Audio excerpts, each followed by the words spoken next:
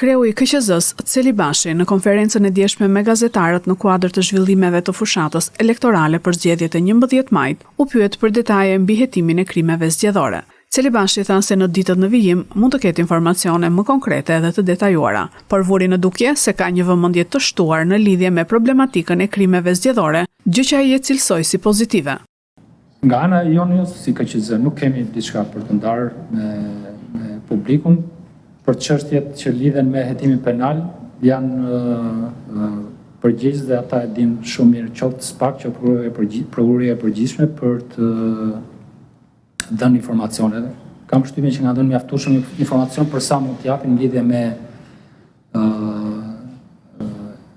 hetimin e veprave penale në fushën e zgjedhjeve. Ndoshta në ditën e vijim mund të ketë informacione më konkrete dhe më të detajuara, por qarta si duket që ka vëmendje të shtuar në lidhje me këtë problematikë. Dhe kjo është gjë e mirë, pozitive, mendoj unë.